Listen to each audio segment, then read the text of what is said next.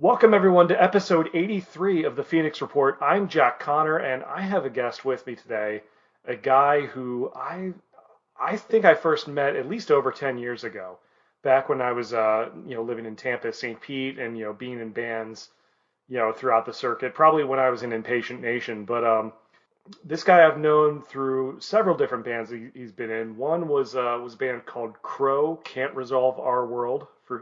Uh, it was Crow. It was an acronym for that. Then he later started another really cool band called Cold Clock Knockout. And then he was in a band called Dark Summer for a little bit. And Dark Summer is still sort of a popular Central Florida area band. But now he's got something new going on, a new band called Dark Divine. And the lineup of this band, for one thing, has a couple different guys who I've run into. One of the other guitar players, Jason Thomas, who was in a band called Stark, is a guy I've known for a little bit. And their bass player is a guy named Jarrett Robinson, who played bass with Mechanism for a couple years. And also their drummer, Tristan Blaze, he was also in Dark Summer with my guest today at some point. So you have kind of a group of guys who have been around the block a little bit. Now they've got this, this pretty cool, indie label deal. I'm not sure exactly what kind of deal they have, and I'm sure we'll get into it a little bit. But these guys, they've got a new single out. It's called Your Ghost. It's doing really well. And so I'm just gonna have him on. He's a guy who you might recognize by his really cool appearance. He's got the makeup on. He's got this skeleton design. I love the makeup design and the costume design he's got. I think it looks really cool. Plus, he's a great dude, great guitar player, great musician all around. Please welcome Robby Lynch. Hello, hello. Thank you for having me, man. What's up, man? Not too much. Happy to be off my day job at home, jamming out. Nice to be meeting with you. It's been a while, definitely. Like you said, it has been a minute. Like I told you, you and I we go way back. And I figured this was the perfect time to have you on, just because it seems like almost every other day I see your band Dark Divine posting something new, whether it's a new music video or some sort of new management deal that you guys have. You guys are making some moves, and it caught my attention just because the band hasn't really been around for all that long. Like, I mean, the guys in the band have, including yourself, have been around for a while. But you guys have really managed to get quite a bit done in a short amount of time. So, and that got me curious, and I wanted to know what was going on with that. And plus, I figure this is a good time of any to have you on the show and just tell people about yourself. Yeah, absolutely, man. It is kind of crazy how quickly things happen with the band. Transitioning from one band to another, that was kind of a thing in and of itself. But once everything got settled in, like the five of us, we all clicked, everything worked. Nothing was harder than it needed to be. And like, I don't know, everything flowed naturally. And from songwriting to recording to coming up with ideas for music video, and just kind of the idea of what we wanted to represent, what we wanted to look like, and coordinating that with the things that we also like outside of music. So that kind of just all worked well for us. And, we got two songs released, Halloween Town. That did really, really well. It kind of worked out perfectly to when we got the song finished, mixed and mastered. And it was right around Halloween time. So what better idea than to try and release a Halloween song on right around Halloween? That's an interesting thing that you mentioned in terms of getting sort of a group idea about how you want to present yourselves. Dude, I can't tell you how tough that's been for me, from my experience over the years, because I've always liked bands that really kind of dress up and kind of, really performed, had a little bit of theatricality, but like, it's tough to sell that to a lot of guys, especially like a lot of musicians you play with. There are a lot of guys who really aren't into that, and it makes it and that can be really tough, especially if like you feel strongly. It's like I don't want to push it on other people, but at the same time, I've got this idea. What do you think? And you don't know how people are going to react. How did all that come about with Dark Divine? To be quite honest with you, in general, I had already been doing the body paint thing for I'd say about maybe a year prior to joining Dark Divine. Um, Originally, it was just supposed to be for one music video, and just to kind of convey an idea or what type of storyline we were trying to give in a music video. And it kind of just stuck with me after that. I kept doing it. Fall into Dark Divine, we weren't necessarily sure exactly what we were doing at first, but we knew that we had some good songs and good music that we wanted to invest our time into. And it kind of flowed like with what I do for stage appearance. And then we all realized we are all just big horror buffs. Mm-hmm. So in general, we wanted to tie in the idea, and it kind of works because it's also very popular at the time. It's kind of got a following of horror in general. Yeah. So we kind of thought of an idea to be our own characters in a way. So it just kind of worked out, and it incorporates stuff like that is genius. Like that's such a good way to put yourselves out there, and you create this aura, in the minds of fans. Not, I mean, obviously the music is number one. That's a given, but like to create like, sort of a mythology around yourselves is not something a lot of bands do. So that's always a cool thing when you can find a group of guys who are on the same page about that. Yeah, I mean, it all came down to, at least in my opinion, it all came down to aesthetic. Not only do we look the part, but we also let that look or that aesthetic idea bleed into the music, where we kind of have that horror vibe within the music itself. So it kind of just all coordinates and becomes very cohesive at that point. It's just worked really well for us. I used to be one of those guys where it's like, no, I'm not doing the whole, dress up thing. I tried it, and then I tried it, and it just either, to me, it works or it doesn't. You know what I mean? Mm-hmm. And it just ended up working out. So I think there's something to be said about things like that breaking through the wall of self-consciousness if you're a performer. Oh yeah, you feel different. You feel it's like wearing armor.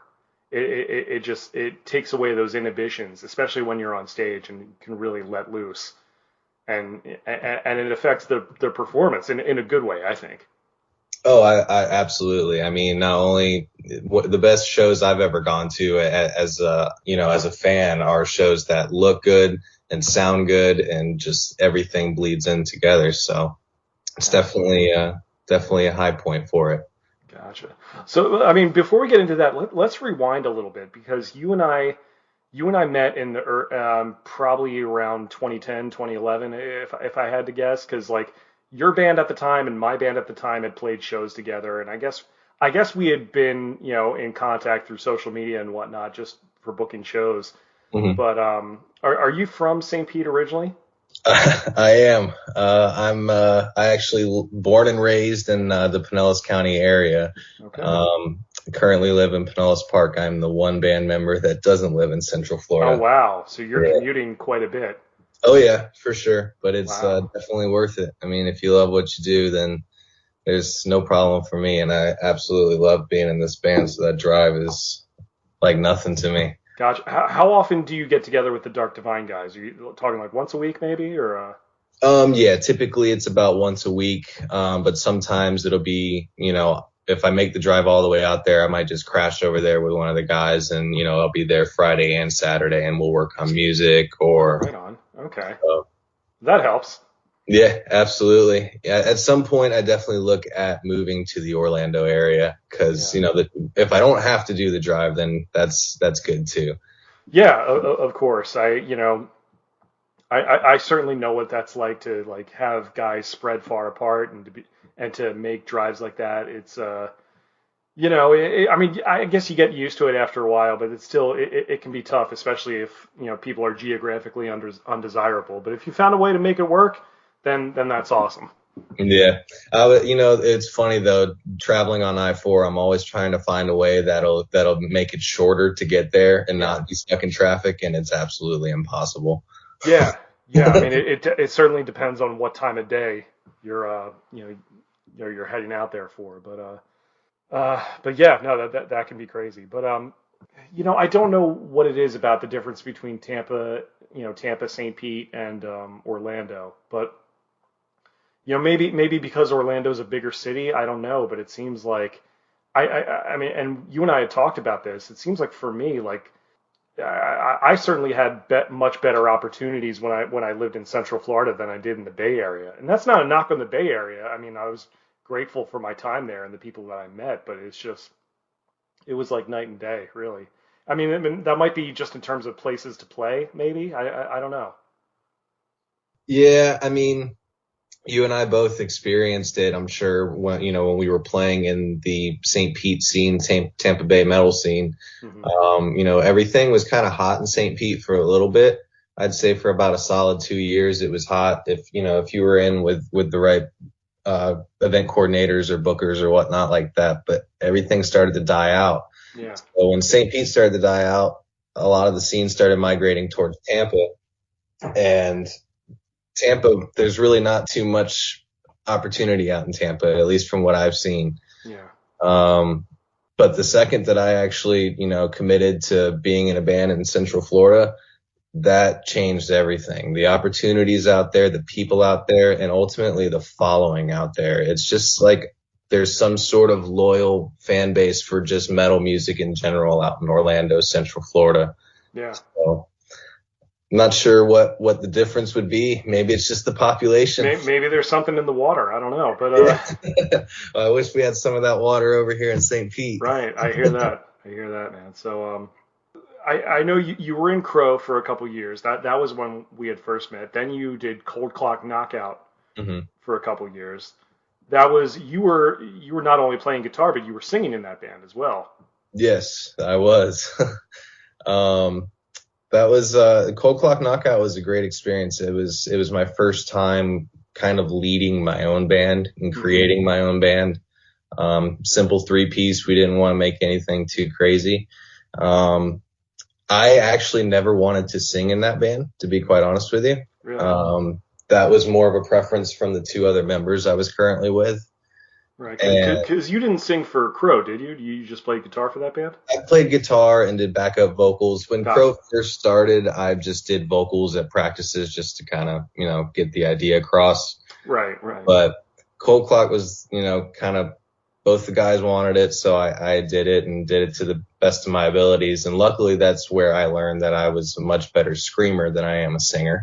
Well, that can come in handy too. Oh yeah, absolutely. And once Cold Clock kind of departed, I took a break off, I'd say, for about a solid year and a half, and that was when I had come across Dark Summer, and I was more than willing to not take on a vocal position. I just wanted to play guitar. And guitar's my bread and butter. It's what I'm best at. And it was How really long cool. were you with Dark Summer for? Because it doesn't seem like it was that long to me. I was with Dark Summer for about a year and a half. Okay. Yeah, it was right around a year and a half. It was really crazy. We accomplished a lot in the time that we were together. But yeah, I mean, that was another commute for me too, because they're kind of closer to Central Florida. They're based in Lakeland, so I was driving to that. So it was kind of like a good warm up for all the. Yeah, like Lakeland is a little bit easier of a drive for you. Yeah, absolutely. So it's a little less painful. Yeah. But I guess at a certain point you knew it was time to go. You knew it was time to make a move.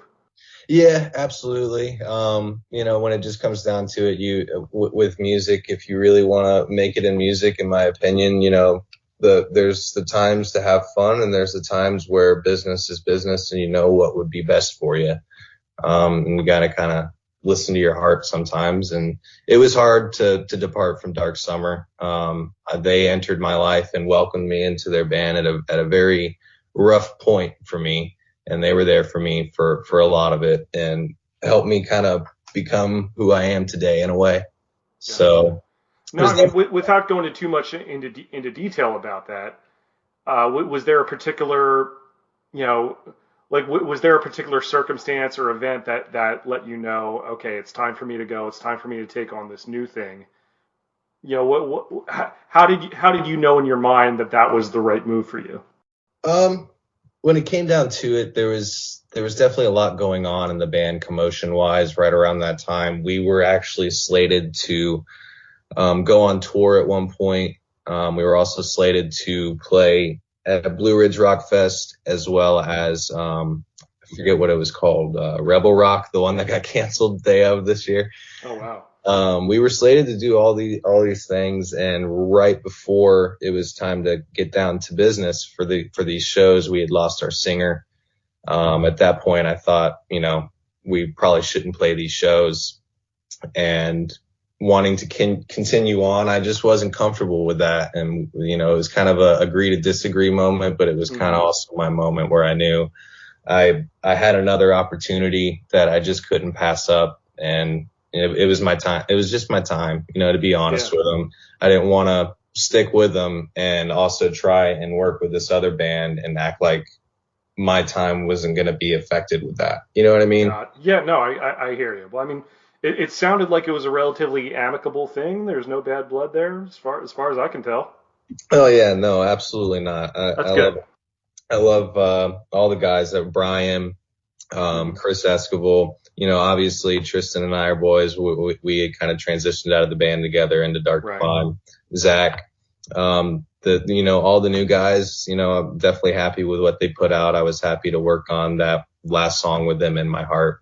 Nice. So I think they're doing good, and I'm excited to see what they come out with next. That's for sure. Very cool. Very cool. So when I had heard about Dark Divine when I was talking to Jason a couple years ago, talking about Stark, and I mean, I was looking for different guys to work with, and he says like, well, actually, I've got this new thing going on, and then I remember I think Dark Divine's Facebook page was like created from the old like Stark page again. Brilliant move. You still keep all those followers, so it's like I can't fault him for that. But who ended up starting Dark Divine, or was that like who reached out to who, I should say? This would actually shock some people that may be listening, but who actually ended up starting the idea of creating Dark Divine in a way was Tristan. Now, solely it's mainly Tristan and Jason. They're the ones that got into contact first, but Tristan had reached out to me and let me know that he was in talks with, at the time I didn't know him, so this guy Jason, and was interested to know if I'd be willing to play guitar in the band as well, and sent me over their music. And I don't know, it's when I heard it, I was like, this is the type of music I've always wanted to play. This is the type of band I've always wanted to be in, and it felt right, man. And then awesome. Ultimately, I think the very next day, Tristan had told Jay that I was in, and Jay immediately just started talking to me. Very easy guy to talk to, very, very, very intelligent guy. So it just kind of spanned from there. But definitely Tristan had a big part in getting it all started. That's awesome. Well, I mean, let's talk a little bit about the type of band you always wanted to play. Who were some of your big influences growing up, or I should say, tell us, what was it about that? What was it that Dark Divine had that you were really looking for? Man, when I was younger, I mean, still now to this day, music, I'm kind of all over the place, man. I love it all. Growing up, my favorite band, I would have to say, that's a tough one. I ended up getting really into, when I first started learning guitar, like Green Day, as much as that may shock you. I thought that was a perfect learning tool, very simple. Yeah, no, those guys are huge. I mean, dude, Brain Stew, it's like, that's like the riff that everybody learns. Yeah.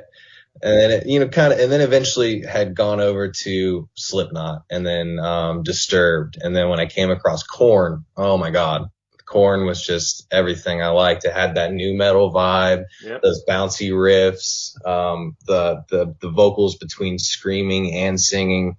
Yeah. So that was a big thing. And then I guess you could incorporate that with Slipknot as well, because they had kind of that shock factor to them. Oh yeah. That's ultimately where I really fell in love with the idea of Dark Divine, because not only did it have the presence of a shock factor, it also had that really bouncy music, that really heavy new metal-ish type riffs. It was just the perfect blend for me. Absolutely.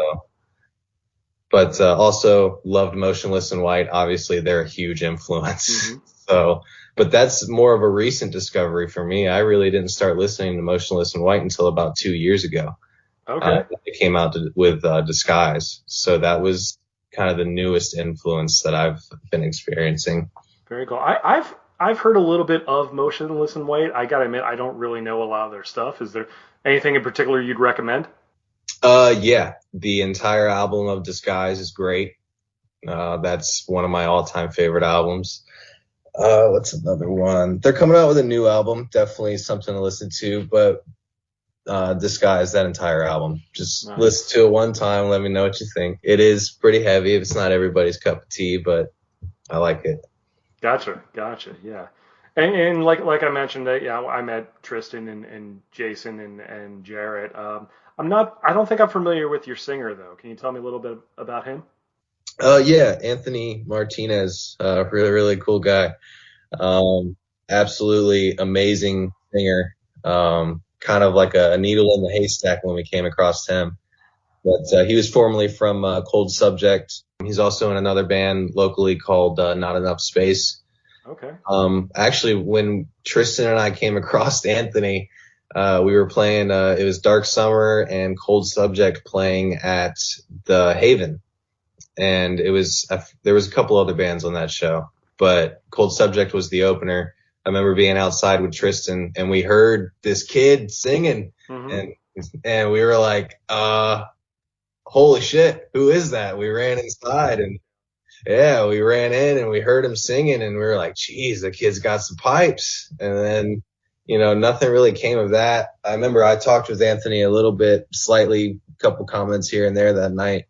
But when Tristan had hit me up about joining Dark Divine, he was telling me that we were seeking to have Anthony work with us, and it just all fell together. He was more than willing to do it. Awesome. That's always a tricky proposition, especially if you're talking to someone who's already involved with another band or already has something going on. It's like you don't want to be underhanded about it. You're not trying to steal that person away, but just you just don't know if they have enough time or availability. You just never know. So that's lucky that you ended up getting the guy you wanted. Yeah, absolutely. I mean, the way we see it, the worst somebody can say is no. You know what I mean? Yeah, yeah. Especially absolutely. when you're not trying. We weren't necessarily trying to infringe on any of the bands. It just, we had all really wanted to see what we could do together, and when it's right, and it all fell together. So we rolled with that. That's great. And you guys, like I said, you've been around about maybe a year and a half now, I guess, as Dark Divine. Right around, let's see, it's April, right around a year, honestly. So a year and maybe 2 or 3 months. Gotcha. So you guys kind of like formed during the whole pandemic time. Oh yeah. Now, and you guys have, I know you guys have had probably a couple shows under your belt by now. No, we've actually never played a show yet as Dark Divine. That's crazy. I could have sworn you guys had something going on earlier this year, but I forget what happened with that. We did have one show booked. I think it was with Scream Blue Murder or something like that. That's right, because I remember I was actually asking you guys, trying to get you to get on a show with my band at one point, but you said you had something going on, but maybe it fell through. I don't know. Yeah. At that point, we were just really, really eager to play a show, and we had taken the show, and I forget who ended up booking that show, but something had happened with the pandemic, and it was another one of those shows that had to get botched, unfortunately, for all the bands. That's too bad. So when that happened, it kind of worked out, though, because it gave us enough time to go back into the studio and get some more of a set's worth of material, and kind of work on our live show. So yeah, we've all played shows as individuals, but not as Dark Divine. But together, that's funny. That's cool. Yeah, do we have anything booked right now? Do we have anything upcoming? Nothing that's confirmed. Okay. All right, fair enough. Nothing that's confirmed, but we definitely, I can tell you that we definitely have some good stuff in the works when it comes to playing shows. Nice. I was hoping to be the one to break the news, but it's all good. Yeah. I wish I had some news to break. But I know how these things go. But yeah, but that's exciting. So you guys, I mean, you guys have recorded a little bit right now. and then gotten the music video together. So yeah, have you guys done like are you doing like a full EP or just doing it single by single? So it's kind of different nowadays how it works. Singles do a lot better as Oh, far as, absolutely. engagement and just engagement in general. Gives it more time for that engagement. But we're doing an EP. We are definitely doing an EP. We're working on an 8-song EP right now, and we're going to release them as individuals. At least that's the plan for right now. So definitely in and out of the studio, working on a lot of stuff. Got a lot of cool stuff coming up the pipeline. That's for sure. That's cool. That's cool. Sometimes I get worried about releasing stuff as singles just because it's more expensive that way, to be Yeah. honest. It's definitely hard to argue with that. So where are we? Who are we doing the recordings with? Is it all at home or is it with a producer? So originally how it all starts is with Jay. He's got his own home studio, and the guy is just absolutely phenomenal. He'll create all of our demo work, but I hate even calling it demos because sometimes it just sounds way better than that. It starts with him. He'll put everything together, structure it. Amazing songwriter.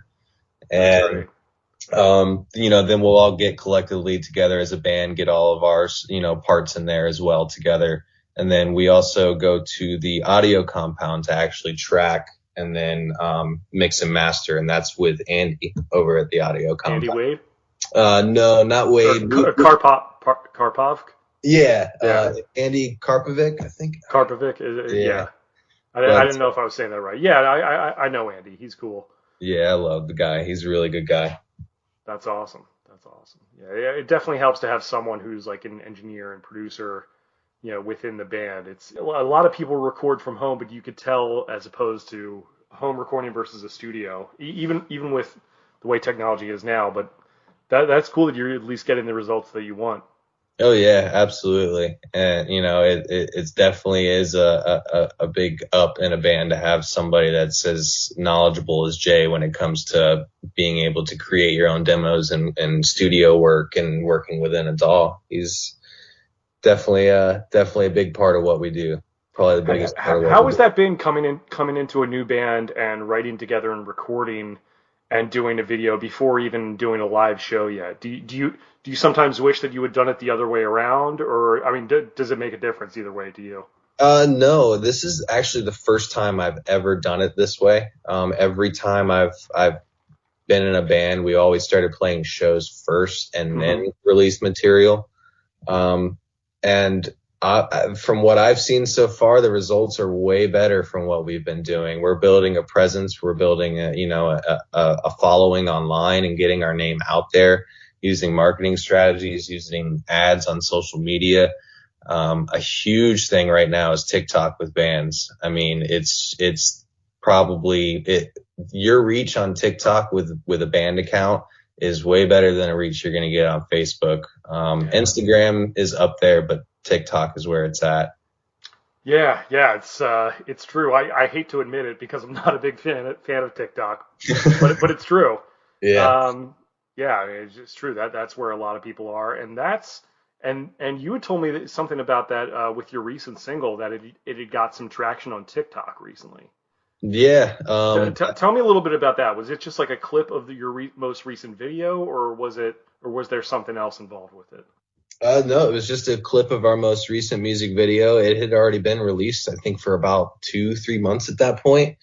And it was actually kind of funny because I remember the day before we even put that video up, we were all having a discussion about how we needed to focus on TikTok, and that's how we were going to get more advertisement. And of course, Jay and I looking over at each other like, oh God, we don't want to use TikTok. Hmm.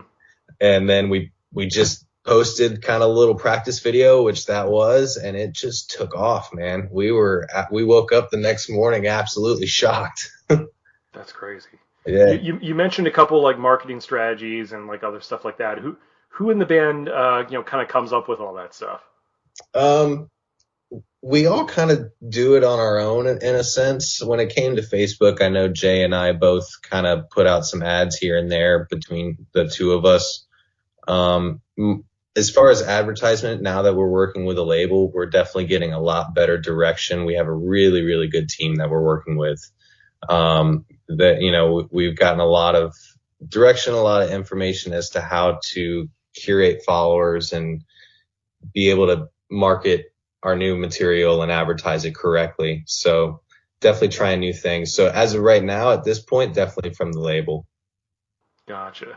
So yeah, finally, let's get into that, the label. Now, when I hear bands talk about, some label deals, and maybe it's just from being around as long as I have, maybe it's just, cynicism in me, but like that spider sense starts going off. It's like, all right, what's the deal with this label? What kind of deal do they have with these guys? Is this one of those things where it sounds too good to be true? Because you know how it is, man. A lot of guys will promise you stuff and will say, hey, if you do this, we'll help you out with that, and you just don't. But so far, I mean, I guess it's still new enough where maybe you're still figuring it out. But what is the deal with this new label, and how did that all come about? So basically, everything kind of spiraled after that popular TikTok that we had posted. And one of the label representatives had actually come across the video and had reached out to our email, and had been in talks with Jay, and eventually we ended up receiving our offer. And we obviously, at first you see stars and whatnot, but you also you want to protect yourself at the same time. So we didn't want to act out of excitement or act out of emotion. We wanted to be smart about things. But we really, really liked what we were hearing, when we were speaking with Nick, especially Jay with Nick. So, obviously we found a lawyer. We sat down with a lawyer, made sure everything seemed appropriate, and which it did. And everything was very, very fair that was being offered to us, but also asked of us, so we collide and we work as a team now. So I don't know. Jay's got a really, really good bullshit meter. I'll tell you that. So that's good. When Jay says, it's good, I trust him and I believe him. And, we all worked together to understand exactly what we were being offered and what we were going to be working with. And it's all been great. Amazing team at In Vogue Records. Really, really enjoy who we're working with. Very, very informational and very, very willing to help us out, being so new that we are. That's good. That's cool.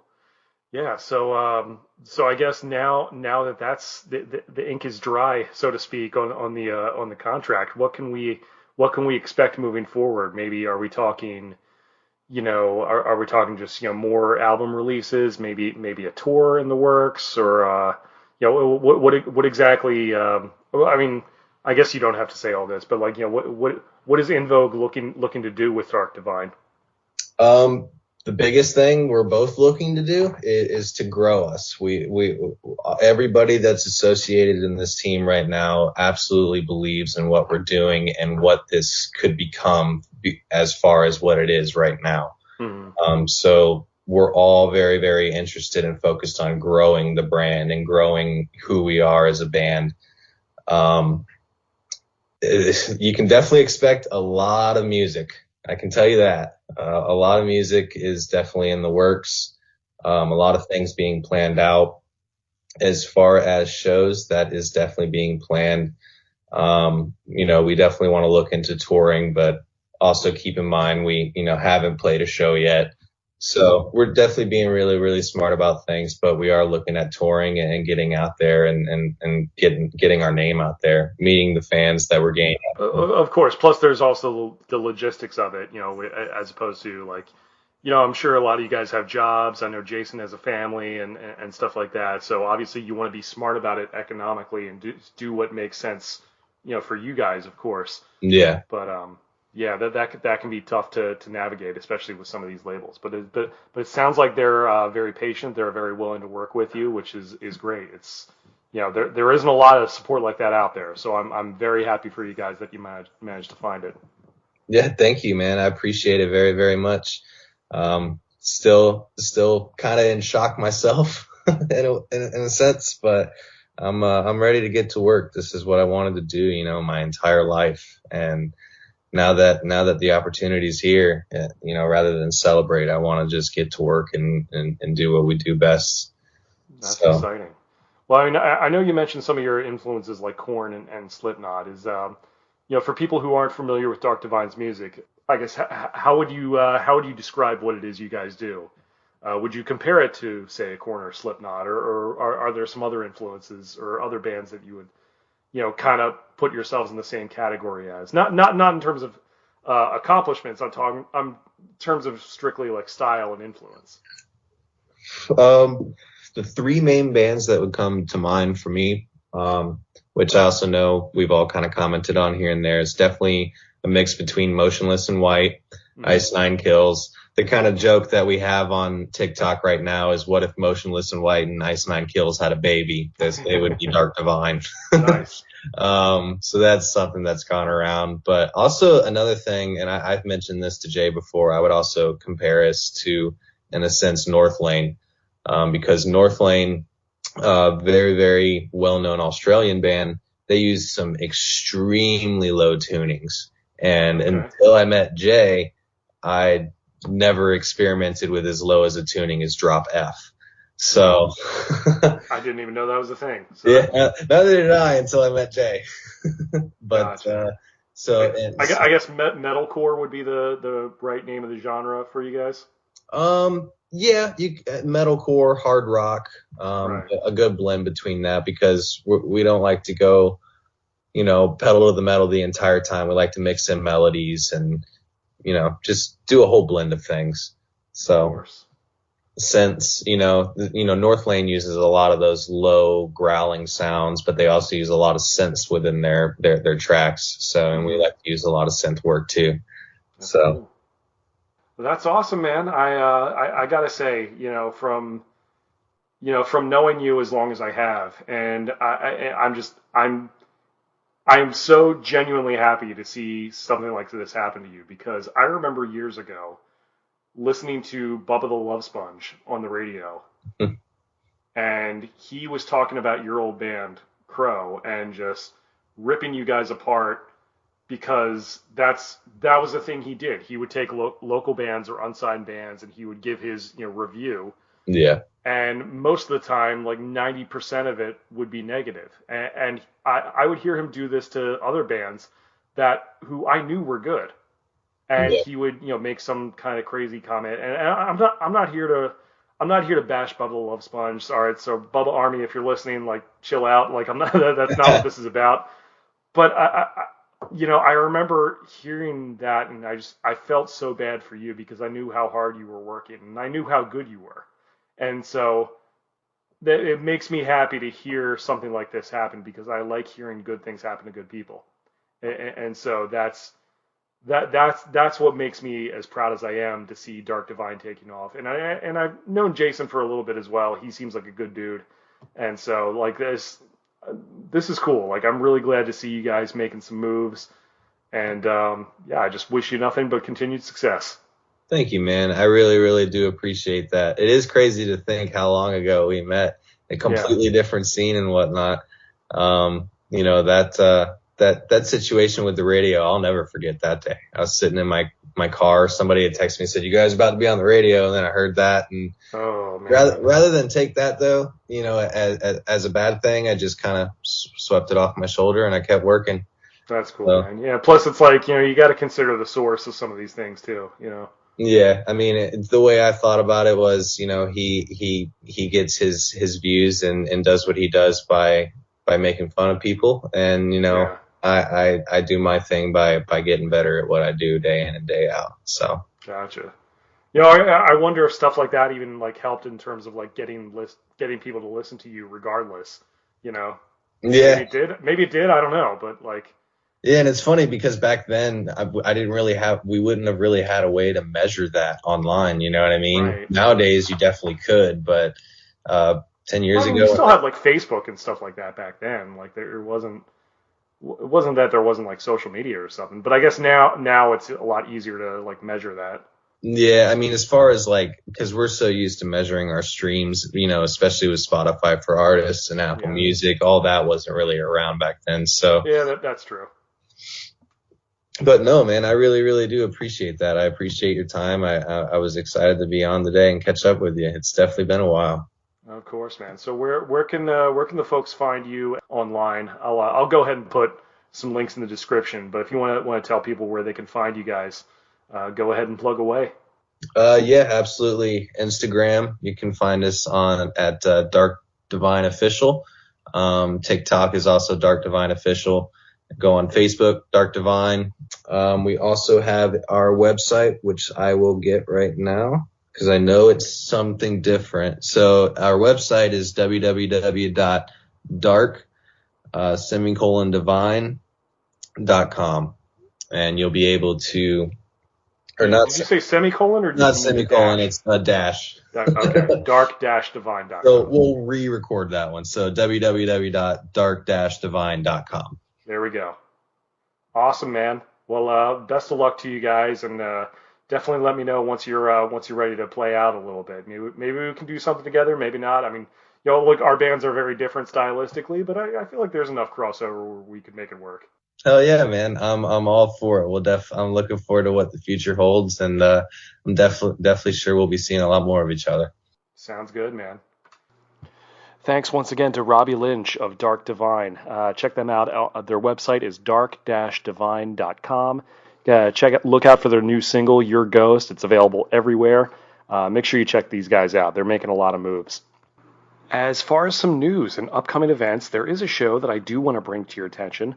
Saturday, June 25th, at Orange County Choppers Roadhouse and Museum in Clearwater, 10575 49th Street North in Clearwater, my Linkin Park tribute band, New Divide, will be playing its first ever show, and opening that will be Vox. That's right, Regis Lima of Vox will be singing, with Vox, and he'll also be singing for New Divide, doing the Chester Bennington parts there. A New Divide is something that Regis and I had thought about doing for the last couple of years, and it's just taken a long time to, we're both busy, and, it took a while to find the right guys and to see who was available and to just make it happen. Well, now it's finally happening. The only catch is that I will be out of town that weekend. But we got Island Nathaniel from Vox and from Eve to Adam. He's a great bass player. He's going to be filling in for me on bass. And it's going to be a lot of fun. So I'm so happy that this band has finally gotten off the ground and is actually starting to play out. Hopefully this is the first of many shows to come, many shows that I will be at, by the way. I just unfortunately won't be able to make this one. But make sure you check it out. New Divide and Vox will be there, and it should be great. They're Orange County Choppers Roadhouse. They're celebrating their 1-year anniversary on June 25th. Make sure you check it out. It's going to be a great time if you're in the area. So that is it for this episode of the Phoenix Report. Make sure you follow me on Twitter at JackXConnor. Like me on Facebook, facebook.com/JackConnorMusic. Feel free to check out my bands. First, Vertebreaker at facebook.com/VertebreakerBand, and New Divide, a tribute to Linkin Park at facebook.com/NewDivideBand. And as always, if you have any questions, comments, or suggestions, requests, whatever it is, make sure you email me at jackconnorpodcast@gmail.com, or you could leave a comment right here, or you could tweet me with the hashtag Phoenix Report. Make sure you like, subscribe, hit on the notification bell, leave a comment, go back and listen to some of the other episodes. I appreciate you guys tuning in every time I do one of these. This has been the Phoenix Report. I'm Jack Connor. We'll see you later.